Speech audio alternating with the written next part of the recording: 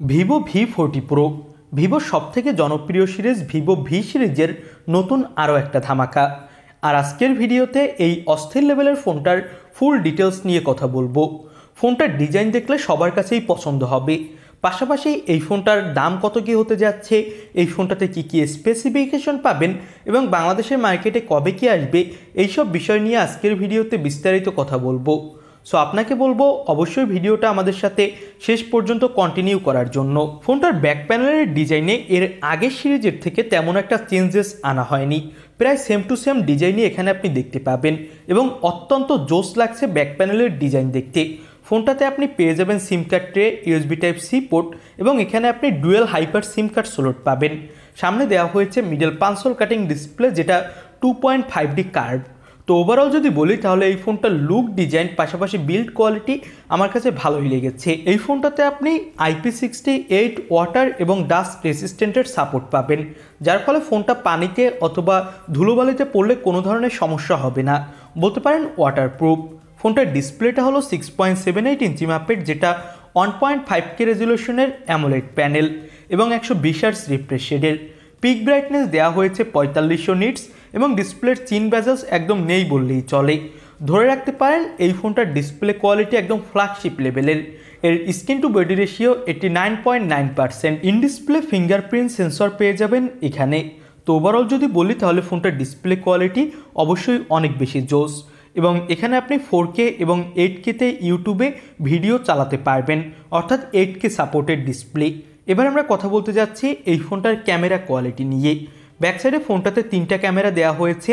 3টা ক্যামেরা হলো 50 মেগাপিক্সেলের প্রাইমারি ক্যামেরা, 50 মেগাপিক্সেলের একটা টেলিফোটো ক্যামেরা এবং 50 মেগাপিক্সেলের আল্ট্রা ওয়াইড লেন্স এবং এখানে আপনি 2x অপটিক্যাল জুম পাবেন।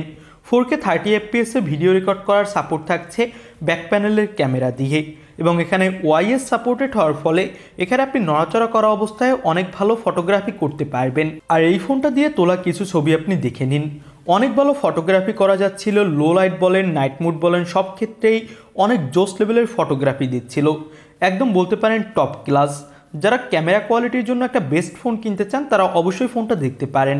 50 মেগাপিক্সেলের সেলফি ক্যামেরাও থাকছে এই ফোনটাতে, যেটা দিয়েও আপনি 4K 30fps ভিডিও রেকর্ডিং করার সাপোর্ট পেয়ে যাবেন। তো ওভারঅল ফোনটার ক্যামেরা কোয়ালিটি কিন্তু এক কথায় টপ ক্লাস।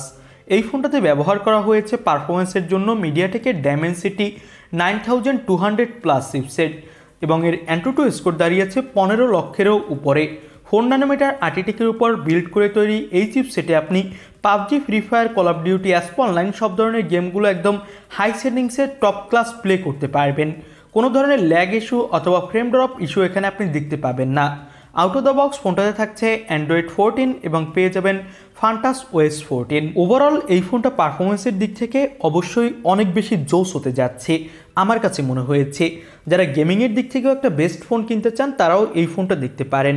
ফোনটাতে 5500 mAh ব্যাটারি এবং পেয়ে যাবেন আপনি একটা 80 ওয়াটের ফাস্ট চার্জার, যে চার্জারটি দিয়ে খুবই দ্রুত এই ফোনটা চার্জ করা যাবে।